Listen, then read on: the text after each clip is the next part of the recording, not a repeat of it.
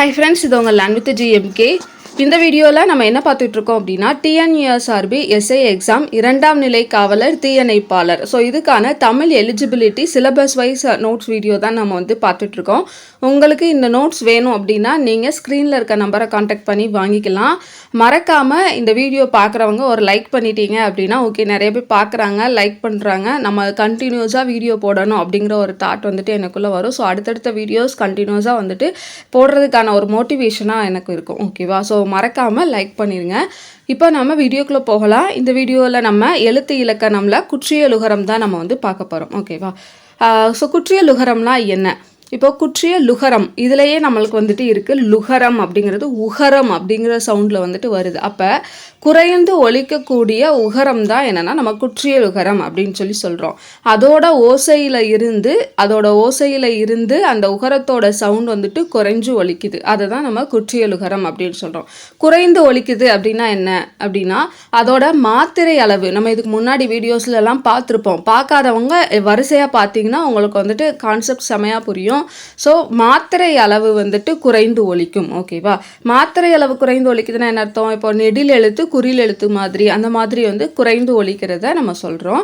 So அப்போ குறைந்து ஒலிக்கக்கூடிய உகரத்தை தான் நம்ம குற்றிய லுகரம் அப்படின்னு சொல்கிறோம்.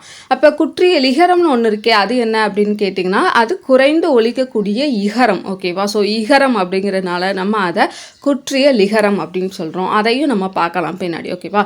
இப்போ நம்ம ஃபஸ்ட்டு குற்றிய லுகரம் பார்க்கலாம். இந்த குற்றிய உகரம்ல நமக்கு என்னன்னா 6 உகரங்கள் இருக்கு. அந்த 6 உகரங்கள் வல்லின உகரங்கள் அப்படின்னு சொல்றோம். என்ன அப்படின்னா குசுடு துப்புரு அப்படிங்கிறது தான். ஓகேவா?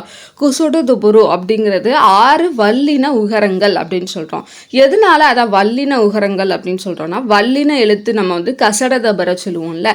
ஸோ அப்போ அதோட உகரத்தை தான் நம்ம குசுடு துப்புரு, அதை தான் 6 வல்லின உகரங்கள் அப்படின்னு சொல்றோம். இந்த 6 வல்லின உகரங்களும் ஒரு வார்த்தையோட கடைசியில் வரும்போது அது அரை மாத்திரையாக நம்மளுக்கு குறையுது. நம்மளுக்கு மாத்திரை அளவு என்ன அப்படின்னு நம்ம படிக்கும்போது பார்த்துருப்போம். குறில் எழுத்துக்கு 1 மாத்திரை, நெடில் எழுத்துக்கு 2 மாத்திரை அப்படின்னு சொல்லி நம்ம பார்த்துருப்போம்ல. ஆனால் இந்த இடத்துல என்ன ஆகுது, இந்த குசுடு துபுரு அப்படிங்கிறது வார்த்தையோட இறுதியில் அதாவது கடைசியில் வரும்போது அதோட 1 மாத்திரை அளவு அரை மாத்திரை அளவாக குறைந்து ஒலிக்குது. அதனால தான் நம்ம என்ன சொல்கிறோம், இதை குற்றிய லுகரம் அப்படின்னு சொல்றோம். ஓகேவா? இந்த குற்றிய லுகரத்தை நம்ம எப்படி பிரிக்கலாம் அப்படின்னா குறுமை கூட்டல் இயல் கூட்டல் உகரம் அப்படின்னு சொல்லி பிரிக்கிறோம். பிரித்து எழுதுகளை கேட்கலாம், பார்த்துக்கோங்க. குறுமை கூட்டல் இயல் கூட்டல் உகரம் அப்படின்னு சொல்லி பிரிக்கிறோம். எடுத்துக்காட்டு பாருங்க. காசு, எஃகு, பயறு, பாட்டு, பந்து, சால்பு அப்படின்னு சொல்லிட்டு இதில் கடைசியாக வர்றது எல்லாமே இந்த குசுடு துப்புருவாக தான் இருக்கும். அப்போ இங்கெல்லாம் என்ன ஆகுது, நமக்கு அந்த 1 மாத்திரை அளவு அரை மாத்திரையாக நம்மளுக்கு குறைந்து ஒலிக்குது. அதனால இதை நம்ம குற்றியலுகரம் அப்படின்னு சொல்கிறோம். ஓகே, முற்றியலுகரம்னா என்ன அப்படின்னு சொல்லி பார்த்தீங்கன்னா தனி குறில் எழுத்தை அடுத்து வரும் வல்லின உகரங்கள். இப்போ நமக்கு ஒரே ஒரு குறில் எழுத்து இருக்குது, அதுக்கு அடுத்து இந்த வல்லின உகரங்கள் வருதுன்னு வச்சுக்கோங்களேன். அது 1 மாத்திரை அளவில் இருந்து குறையாம அப்படியே ஒலிக்கும். ஓகேவா? இப்போ நம்ம எந்த வார்த்தையில் வேணாலும் எண்டிங் வந்துட்டு குசுடு துபுருன்னு வந்துச்சுன்னா அது அரை மாத்திரையாக ஒலிக்குது. அப்போ அது குற்றியலுகரம் அப்படின்னு சொல்லி போட முடியாது. ஒரே ஒரு தனி குறில் எழுத்துக்கு பின்னாடி இந்த குசுடு துபுரு வருது அப்படின்னா அது முற்றியலுகரம் அப்படின்னு சொல்லி சொல்லணும். ஓகேவா? இப்போ மேலே குற்றியலுகரத்துக்கு கொடுத்துருக்கக்கூடிய எக்ஸாம்பிள் பாருங்க. காசு, காவனா அப்படிங்கிறது நெடில் எழுத்து. நெடிலுக்கு அடுத்து தான் அந்த வந்து அந்த வல்லின உகரம் வந்திருக்கு. எஃகு ஏங்கிறது ஒரு குறில், அகனா வந்திருக்கு, அதுக்கப்புறமா தான் கூ வந்திருக்கு. அப்போ இதுவும் தனி குறிலுக்கு அடுத்து வரலை.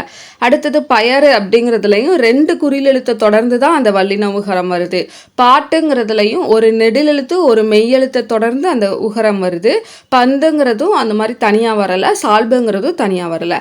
ஸோ அப்போ இந்த மாதிரி தனி குறில் எழுத்தை அடுத்து வரக்கூடிய அந்த வல்லின உகரம் குசுடு துபுரு வருது அப்படின்னா அதை நம்ம முற்றியல் உகரம் அப்படின்னு சொல்கிறோம்.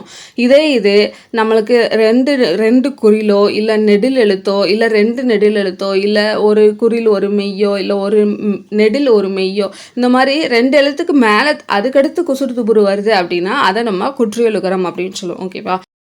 இப்போ இதில் 2 எழுத்தில் வந்துட்டு உங்களுக்கு எக்ஸம்ஷன் இருக்கும். என்னென்னா மாவு 7 இது வந்து தனி குறில் எழுத்தை அடுத்து வல்லின உகரம் வரலையே அப்படின்னு சொல்லிட்டு நீங்கள் யோசிப்பீங்க. ஸோ தனி குறில் எழுத்தை அடுத்து வல்லின உகரம் வந்தால் மட்டும் முற்றியலுகரம்ல, இந்த மாதிரி வந்தாலும் இந்த 2 எழுத்தை பார்த்துக்கோங்க, மாவு 7. ஸோ இந்த மாதிரி வந்தாலும் இதையும் நம்ம முற்றியலுகரம் அப்படின்னு சொல்கிறோம். ஓகேவா? இப்போ நம்ம குற்றியலுகரத்தோட 6 வகைகள் வந்துட்டு பார்க்கலாம். ஸோ வகைகள் மொத்தம் எத்தனைன்னு கேட்கலாம், நோட் பண்ணிக்கோங்க. 6 வகைகள் இருக்கு. ஒன்று நெடில் தொடர் குற்றியலுகரம், அடுத்து ஆயுத தொடர் குற்றியலுகரம், அடுத்து உயிர் தொடர் குற்றியலுகரம், வன் தொடர் குற்றியலுகரம், மென் தொடர் குற்றியலுகரம், இடைத்தொடர் குற்றியலுகரம். ஓகேவா? இது மட்டும் தெரிஞ்சிட்டிங்கனாலே அடுத்த எக்ஸாம்பிள்ஸ் எல்லாமே ரொம்ப ஈஸியாக வந்துட்டு இருக்கும். பார்க்கலாம். நெடில் தொடர் குற்றியலுகரம் அப்படின்னா என்ன? தனி நெடில் எழுத்து தொடர்ந்து வரக்கூடிய குற்றியலுகரத்தை நம்ம நெடில் தொடர் குற்றியலுகரம் அப்படின்னு சொல்கிறோம். எடுத்துக்காட்டா பாகு, மாசு, பாடு, காது, ஆறு இதெல்லாம் என்ன ஆகுது, ஒரு நெடில் எழுத்தை தொடர்ந்து அந்த வல்லின உகரங்கள் வந்துட்டு வருது. ஸோ இதை வந்துட்டு நம்ம நெடில் தொடர் குற்றியலுகரம் அப்படின்னு சொல்கிறோம். இதில் நமக்கு 2 எழுத்துக்கள் மட்டும்தான் வரும். ஒன்று அந்த நெடில் எழுத்து, இன்னொரு எழுத்து அந்த வல்லின உகரங்கள். ஓகேவா? வல்லின உகரத்தில் ஏதாவது ஒரு எழுத்து. இது நெடில் தொடர் குற்றியலுகரம். அடுத்ததா ஆயுத தொடர் குற்றியலுகரம்னா என்ன? ஆயுத குறுக்கம்லேயே நம்ம ஒன்று பார்த்துருப்போம். ஓகேவா? என்ன பார்த்தோம்? சரி, ஆயுதம் அப்படிங்கிற உயிர்மை ஆயுதம் அப்படின்னு சொல்லிட்டு லாஸ்ட் வீடியோவில் பார்த்துருப்போம். அதில் ஆயுதம்லேயே நம்ம பார்த்துருப்போம். ஆயுத எழுத்து ஒரு வார்த்தையில் இடம் பெறணும் அப்படின்னா முதல்ல ஒரு குறில் எழுத்து இருக்கும், நடுவில் ஆயுத எழுத்து இருக்கும், அதுக்கப்புறமா ஒரு வல்லின உகரங்கள் சம்திங் இருக்கும் அப்படின்னு சொல்லிட்டு நம்ம பார்த்துருப்போம். ஓகேவா? ஸோ அதை ஞாபகம் வச்சுக்கோங்க. எஃகு, அத்து, காசு. ஓகேவா? ஸோ இதில் வந்து பார்த்திங்கன்னா நமக்கு அந்த வல்லின உகரங்கள் வந்துட்டு பின்னாடி வருது, முன்னாடி ஒரு குறில் எழுத்து, நடுவில் ஒரு ஆயுத எழுத்து. இந்த மாதிரி ஆயுத எழுத்து வச்சு பின்னாடி வந்துட்டு வல்லின உகரங்கள் வருது அப்படின்னா இதை நம்ம ஆயுத தொடர் குற்றியலுகரம் அப்படின்னு சொல்கிறோம். ஓகேவா? ஸோ இதை நீங்கள் ஈஸியாக அக்கனா வரையுமே கண்டுபிடிச்சிடலாம். இது ஒரு ஆயுத தொடர் குற்றியலுகரம் அப்படின்னு சொல்லிட்டு. அடுத்ததாக உயிர் தொடர் குற்றியலுகரம். உயிர் தொடர் குற்றியலுகரம்னா என்ன? தனி நெடில் எழுத்தாக வராமல். ஓகேவா? நெடில் தொடரில் நம்ம தனி நெடில் எழுத்து வரும்னு சொல்லி பார்த்துருந்தோம். உயிர் தொடரில் தனி நெடில் எழுத்தாக வராமல் உயிர்மை எழுத்தையும் தொடர்ந்து வருது அப்படின்னா. ஓகேவா? இப்போ ஒரு வார்த்தையில் உயிர்மை எழுத்தும், ஓகேவா, உயிர்மை எழுத்தும் இருக்குது, அந்த வல்லின உகரங்களும் இருக்குது அப்படின்னா அதை நம்ம உயிர் தொடர் குற்றியலுகரம் அப்படின்னு சொல்கிறோம். உயிர்மை எழுத்தை தொடர்ந்து உயிர்மை மட்டும்தான் வரணும்னு இல்லை, அதில் உயிர் எழுத்துக்களும் வரலாம். ஓகேவா? சாரி, உயிர்மை எழுத்துக்களும் வரலாம். ஃபார் எக்ஸாம்பிள் நம்ம இப்போ பார்த்தோன்னா அரசு அப்படிங்கிறதுல ஆவண்ணாங்கிறது நமக்கு உயிர் எழுத்து, ராங்கிறது நமக்கு உயிர்மை எழுத்து. ஓகேவா? அப்போ உயிர்மை எழுத்தை தொடர்ந்து நமக்கு வருது. இங்கே ஓங்கிறது நமக்கு உயிர் எழுத்து, இன்னுங்கிறது மெய் எழுத்து, பாங்கிறது பார்த்திங்கன்னா நமக்கு உயிர்மை எழுத்து தொடர்ந்து வந்திருக்கு. அதே மாதிரி தான் இங்கே ஈங்கிறது உயிர்மை எழுத்து, இங்கே லாவண்ணாங்கிறது உயிர்மை எழுத்து.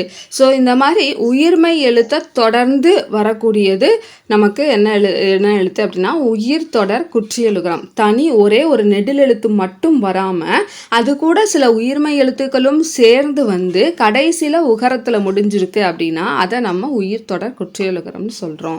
அடுத்ததாக வன் தொடர் குற்றியலுகரம்னா என்ன?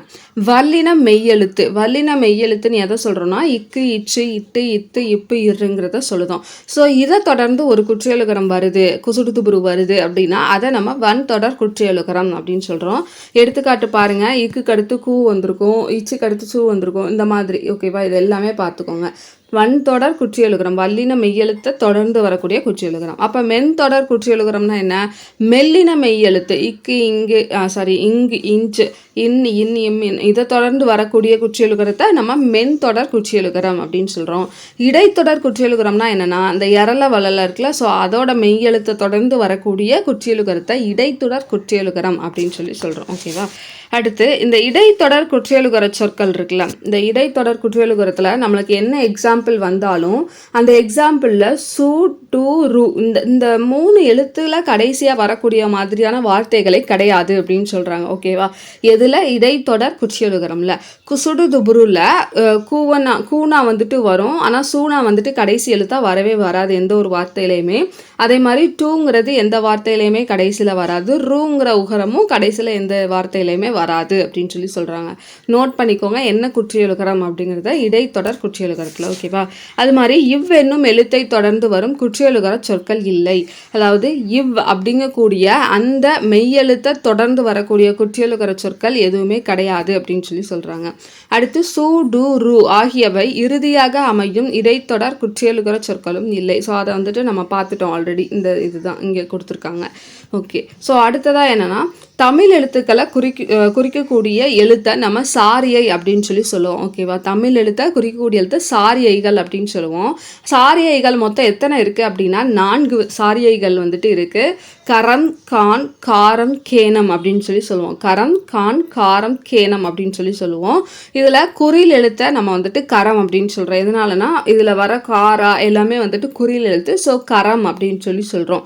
அகரம், இகரம், உகரம் இந்த மாதிரி எல்லாமே ஒரு ககரம் மகரம்னு வர்றதெல்லாம். நெடில் எழுத்தை தொடர்ந்து வரக்கூடியதான் நம்ம கான் அப்படின்னு சொல்கிறோம்.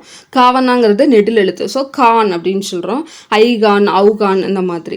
அடுத்து குறில் நெடில் எழுத்து அப்படிங்கிறது குறில் எழுத்தும் வரும், நெடில் எழுத்தும் வரும். அப்போ அதை வந்துட்டு நம்ம காரம் அப்படின்னு சொல்கிறாங்க. மகாரம், ஏகாரம், ஐகாரம், அவுகாரம் அப்படின்னு சொல்லிட்டு. அடுத்து கடைசியான சாரியை வந்துட்டு கேனம். கேனம் அப்படிங்கிறத ஆயுத எழுத்தை குறிக்கும். அதை தான் நம்ம அக்கேனம் அப்படின்னு சொல்கிறோம். ஓகேவா? அவ்வளோதான். ஸோ இது வந்துட்டு தமிழ் எழுத்தை குறிக்கக்கூடிய சாரியைகள் மொத்தம் எத்தனைன்னு கேட்கலாம். இல்லை கீழ்கண்டவற்றுள் சாரியை இல்லாதது எதுன்னு கேட்கலாம். இல்லை கீழ்கண்டவற்றுள் சாரியை எதுன்னு கேட்கலாம். இந்த மாதிரி எப்படி வேணாலும் கேட்கலாம். ஓகேவா? இல்லைன்னா நெடில் எழுத்து சாரியை எது, குறில் எழுத்து சாரியை எது, எப்படி வேணாலும் கொஸ்டின்ஸ் வந்துட்டு கேட்கலாம். பார்த்துக்கோங்க. அவ்வளோதான். ஸோ அடுத்த வீடியோவில் நம்ம குற்றிய லிகரம் பற்றி பார்க்கலாம். உங்களுக்கு இந்த வீடியோ பிடிச்சிருக்குன்னா நான் ஆரம்பத்திலே சொன்ன மாதிரி மறக்காமல் லைக் பண்ணிடுங்க.